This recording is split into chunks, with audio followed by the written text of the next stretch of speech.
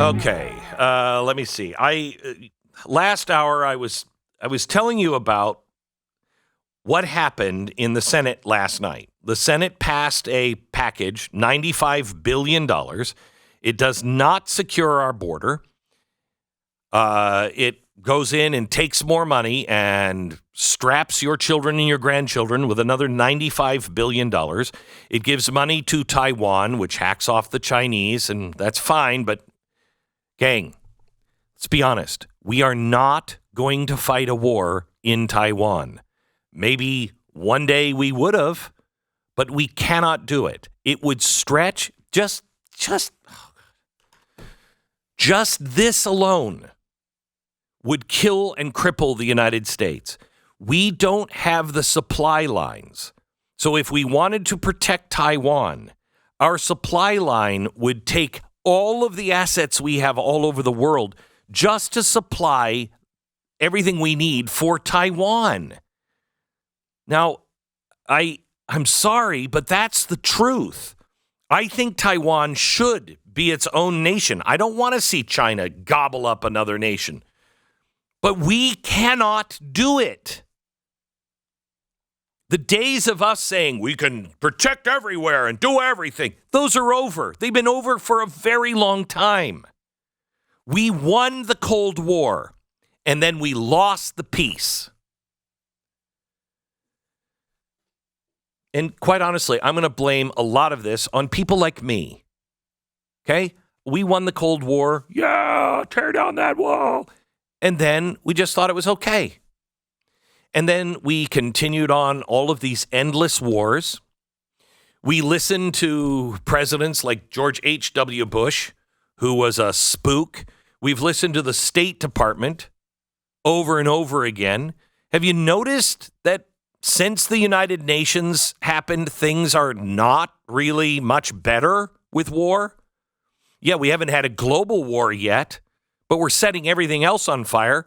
And since Tragedy and Hope, a book that was written in the 1960s that explained there will only be police actions and no clear winners in war anymore. It will end kind of in a standoff. It will end like it did in Iraq, like it did in the Gulf War, like it did in Afghanistan, like it did in Vietnam. That's the plan now. And it's out in the open. It's not some conspiracy. That's the way we fight wars now. I don't want to fight a war. I don't want to spend 20 years fighting a war and have it end like Afghanistan. You and I both know the United States of America could have gone in there and we could have kicked Afghani's ass and got out. But that's not what we do because we now have to nation build. I don't want a nation build. Have you noticed how much the world resents us? Why does the world resent us? Well, for one thing, new information, we're giant hypocrites. I always thought that Americans were good and gracious and we were going over to help people. You're not going over to help people when you go into very, very religious countries and say, hey, by the way, you want any of our aid, you got to have your kids aborted. You have to have drag queen shows. You think they're going to like us or resent us? You think they're going to like us when you say, oh, we don't torture. We're beyond that. We definitely don't torture. And then we ghost plane people to a regime in Egypt that we kept propped up forever so they could torture people for us?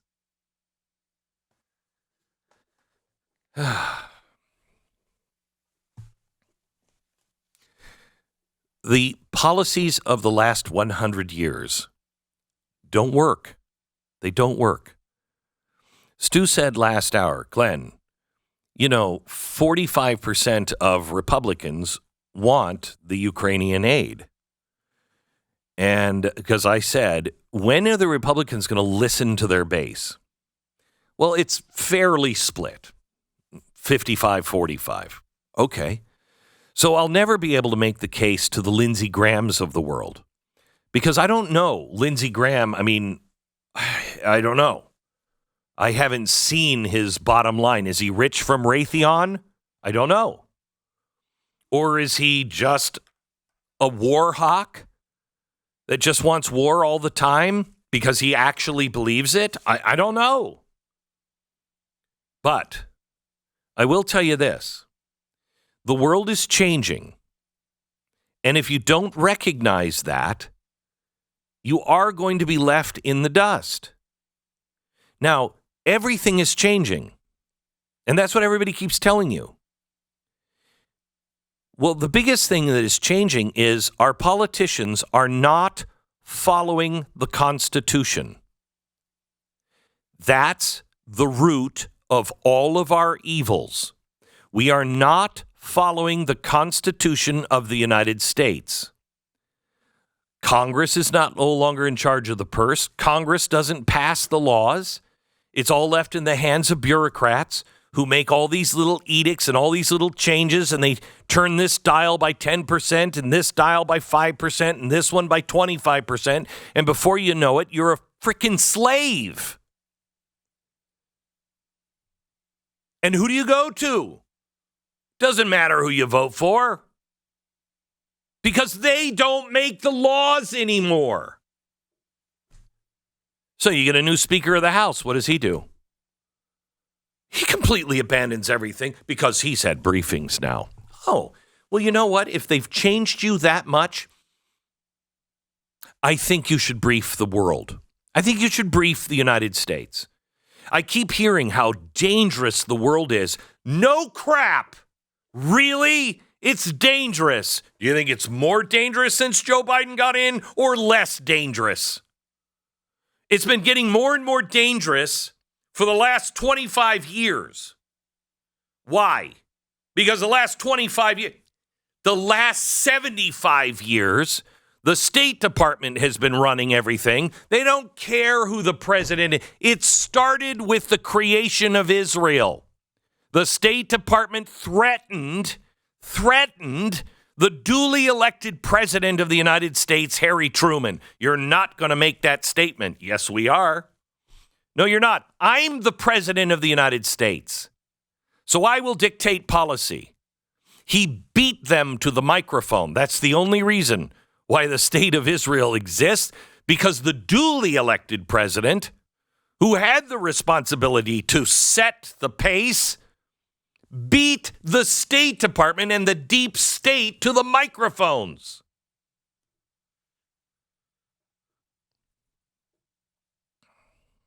So yeah, we are changing. And it is important to change, but Stu was right. It is important for us to state why we're changing. The definition of insanity is to do the same thing and expect different results. I could be here all day giving you examples of this. The Fed. The Fed comes up with a plan. It makes things worse. So we go back to the Fed. They make a plan, and it makes things worse. So we go back to the Fed, and they make a plan, and it makes things worse. We need to protect ourselves. So we go to the Department of Homeland Security, and we lose rights, and things don't change. So we go to the Homeland Security, and we make changes. We're not protected. We lose more rights, and nothing changes. Look, this is so simple, it's ridiculous. Nothing will change unless something changes. I say that to my kids all the time now. Nothing will change unless something changes. Dad, how come this keeps happening to me?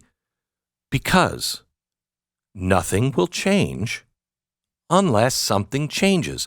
Unless you change, unless you do something different, it's going to keep happening. Everything in our country, we're losing more and more rights. And so what do?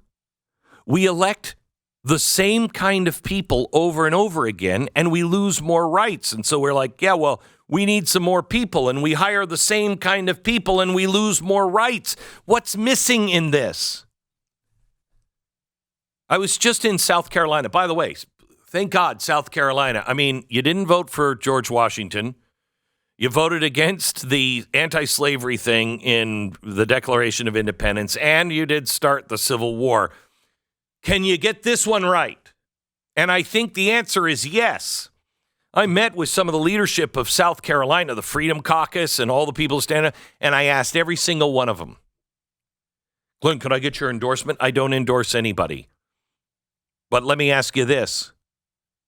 Where do you stand on the Constitution? And if they didn't say it's everything, it's the root of everything I believe in, it's the only thing worth fighting for, I'm not interested. And I will tell you that the progress they're making in South Carolina, the bills that they have shut down, and the Republicans hate them. Hate them. How can you possibly make Mike Lee into an extremist? Have you ever talked to Mike Lee? He's the furthest thing from an extremist. Mike is the most mild-mannered sweetheart of a guy I've ever met. He's so nice. He is so not throwing people under the bus ever. He pisses me off at times because I'm like, stop it. You're making me look bad because I don't have the restraint you do. He's known in the state as an extremist. How is that possible? He's so extreme. He says we should play by the rules. He's so extreme. He keeps checking this document and going, no, I can't do that because it's not in this. What document is it? It was a document of a revolution. It was a revolutionary. It was the Declaration of Independence and the Constitution and the Bill of Rights. How can this guy be a radical?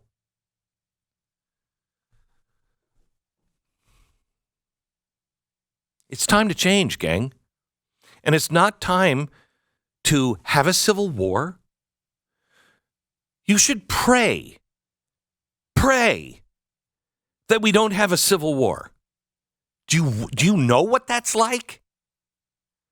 Do you know what that's like? Do you know what that would happen? We balkanize? Do you know what your life is like? You don't want any of that. Anybody who's like, it's time we split up. First of all, I ain't going anywhere because I'm not leaving my country.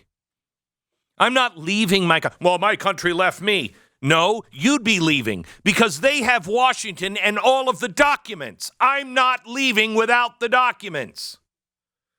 I didn't abandon everything that the monuments stand for. I'm still for them. I'm not wearing a mask in public because I'm not shouting death to America. You're not the revolutionary. You may have changed, but that's because you're waking up.